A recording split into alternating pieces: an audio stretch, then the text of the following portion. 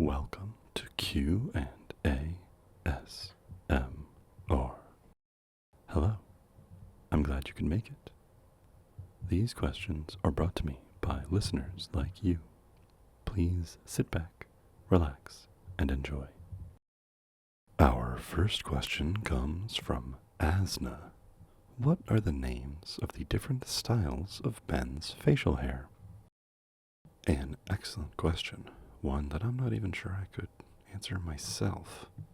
Generally, you can call facial hair pretty much whatever you want, as long as you use the greater terms of mustache and beard while you're describing them. But that's just my lay person's beliefs.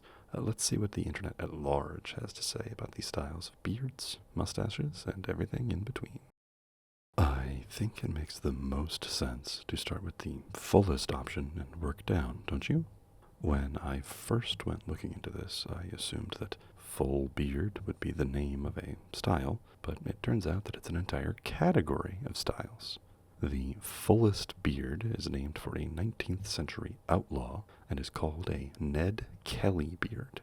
This is any beard longer than 20 centimeters. In fact, 3 of the longest, or fullest, beards are named for the people that popularized them. Shorter than the Ned Kelly, which is to say no longer than 20 centimeters, is a Garibaldi beard, named for Giuseppe Garibaldi. Shorter still, and with a distinctly separated mustache, is the Verdi beard, named for Giuseppe Verdi. Going back to longer for a second is the Dwarven beard, which is like the Ned Kelly, but more well-groomed or stylized. These beards often have rings, jewels, or braids woven in. Next up would be the ducktail, so named for the shape it gives a man's face. This beard is longer around the chin and shorter towards the cheeks. The fork beard is similar, but forks down the center of the chin. Lastly, for full beards, is the Hollywoodian, so named for the many Hollywood actors that have sported this look. It is shorter, much like the Verdi, but with the hair shaved off of the cheeks, forming only the chinstrap beard and connected mustache. Next up come the partial beards. The chin curtain beard is a full beard with no mustache or neck hair, and is kept relatively short.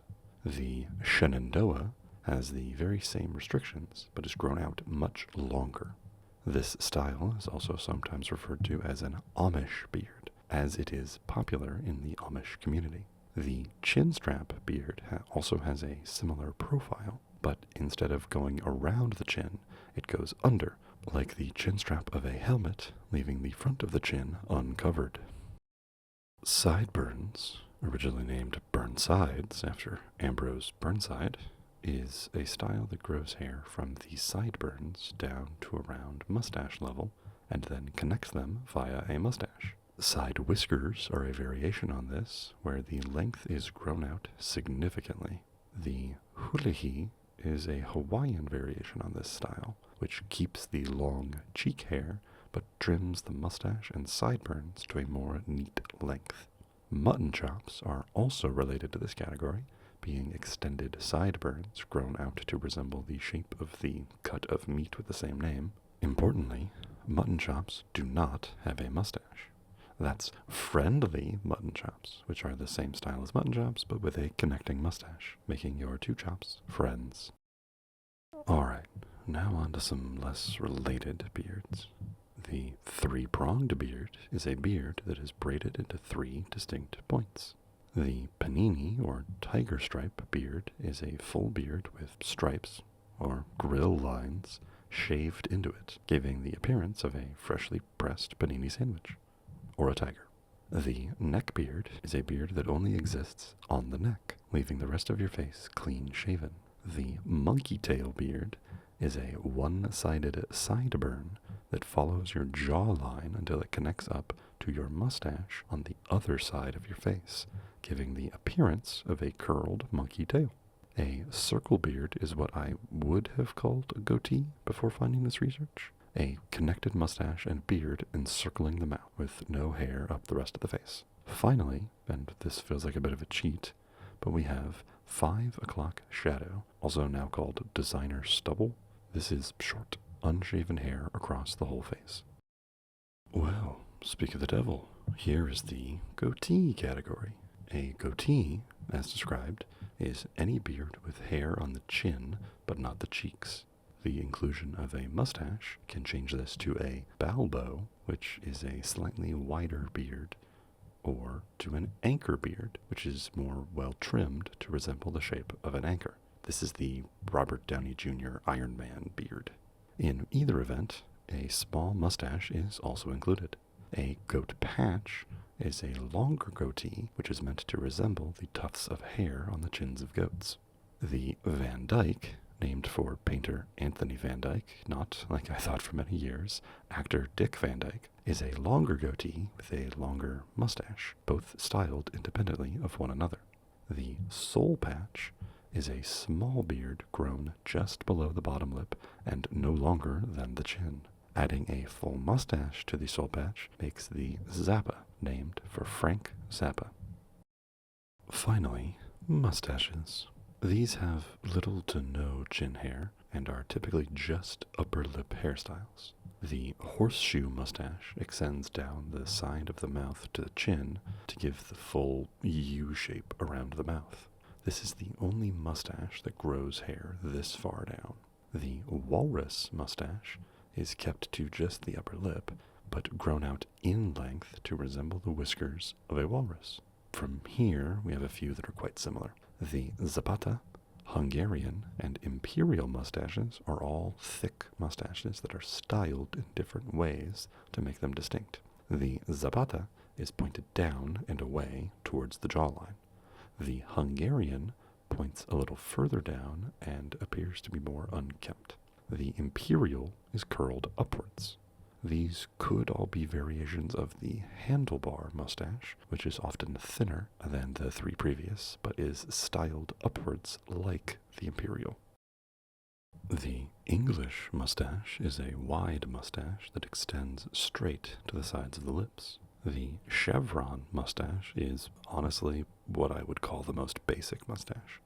It is hair on the upper lip, no styling, no trimming, and not extending past the lips. A much thicker, slightly lower down mustache is referred to as a porn stache, as it was favored by those types of actors in the 70s and 80s. The pyramid mustache is similar to the chevron, but straight-edged rather than naturally rounded. It gives the appearance of a triangle, or pyramid, on the lip. The Fu Manchu is a thinner mustache that is grown long to hang down the sides of the face. Named for Salvador Dali, the Dali mustache is thin, but styled straight up, almost towards the eyes. Next to last, we have the pencil mustache. This is a thin layer of hair just above the upper lip, so named because it appears to have been drawn on with a pencil.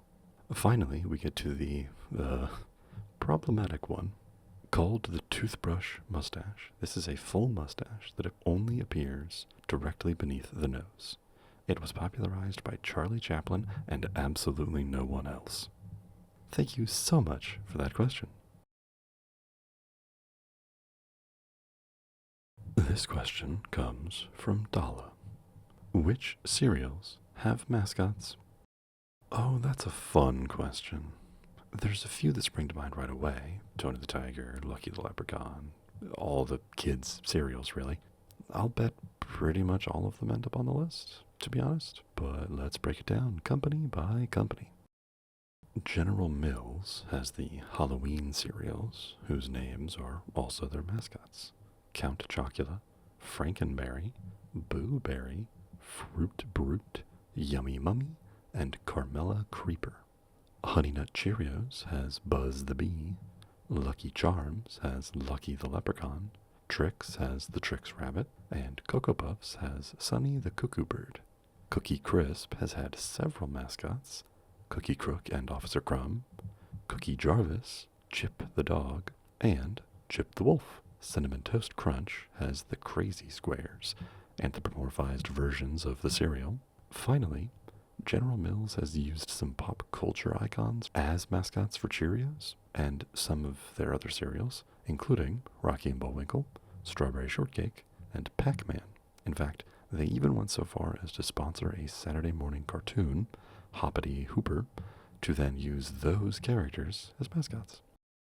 Kellogg's has their iconic trio of Snap, Crackle, and Pop for Rice Krispies, Cinnamon and Apple for Apple Jacks, and Dig'em the Frog for Honey Smacks.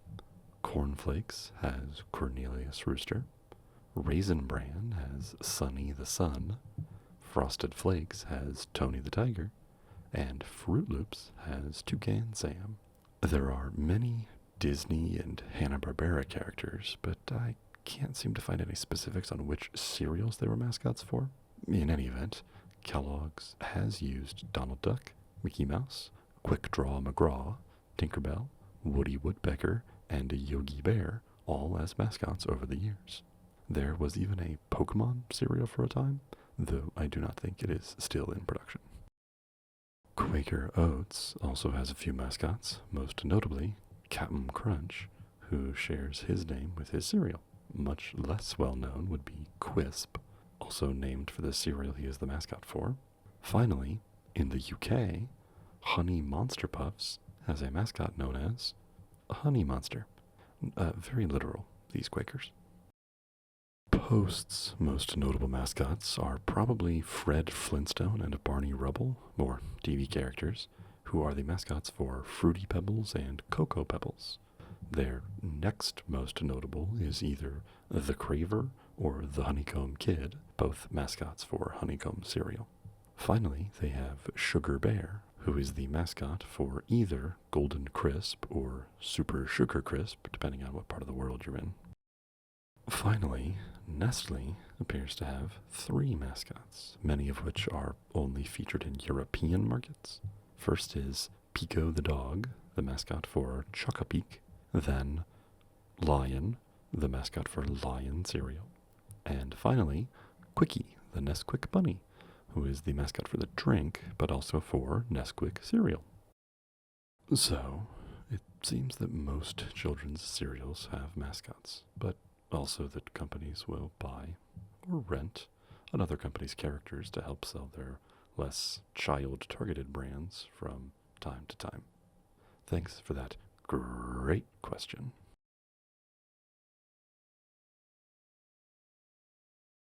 Our last question comes from SkyGuy91. Which Big Four sports teams have never won their respective championships? Oh, dang it. This would have been such a good question for last week. We just missed the Super Bowl. Darn. Well, alright. For those of you not in the US, or Canada, I guess, the Big Four sports are football, baseball, basketball, and hockey. Football's championship game is the Super Bowl. Baseball's is the World Series. Basketball is the NBA championship. And hockey's is the Stanley Cup. Since the football season just ended, we can start with them. There are 12 teams that have never won the Super Bowl. The Houston Texans, Jacksonville Jaguars, Cleveland Browns, and Detroit Lions have not yet made any appearances in the Super Bowl. So, technically they've never lost the Super Bowl either. The Arizona Cardinals, formerly of St. Louis, then Phoenix, the Tennessee Titans, formerly the Houston Oilers, then the Tennessee Oilers, and the Los Angeles Chargers, formerly of San Diego, have all lost the singular Super Bowl they appeared in. The Carolina Panthers and Atlanta Falcons are both 0-2, having lost both Super Bowls they appeared in. The Cincinnati Bengals have lost all 3 of the Super Bowls they've appeared in, and the Buffalo Bills and the Minnesota Vikings have lost all 4 times they've gone to the Super Bowl. Basketball appears to have its finals scheduled next, in June, so we'll do them next. There are 10 teams in the NBA that have never won the championship, and, like the NFL, there are some teams that have never played in the finals. The Charlotte Hornets, the Los Angeles Clippers, the Memphis Grizzlies, the Minnesota Timberwolves, and the New Orleans Pelicans. The Utah Jazz, Orlando Magic, Indiana Pacers, and Brooklyn Nets formerly of New York, then New Jersey, have all appeared twice in the finals, but lost both times. The Phoenix Suns, the last team on the list, has made it to the finals 3 times, but has yet to win one. It appears that hockey may have its finals scheduled in early June as well, but I couldn't find any firm dates, so we'll just do them next. The NHL appears to also have a few teams that have never made it to the Stanley Cup Finals.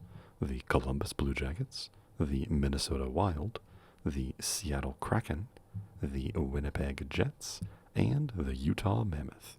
This is a little unfair to the Mammoth, as their first season was last year, so they've had far fewer chances than most other teams.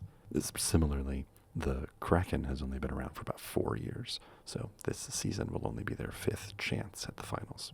The San Jose Sharks, Ottawa Senators, and Nashville Predators have all been in the finals once but lost.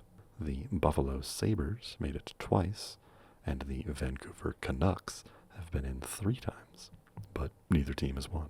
So that's another 10 teams that have never made it to their sports finals.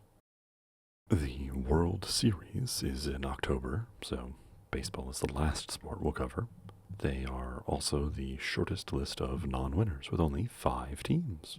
The Seattle Mariners are the only team to have never made it to the World Series. The Colorado Rockies and Milwaukee Brewers, formerly the Seattle Pilots, have both been in the World Series once, but ultimately lost.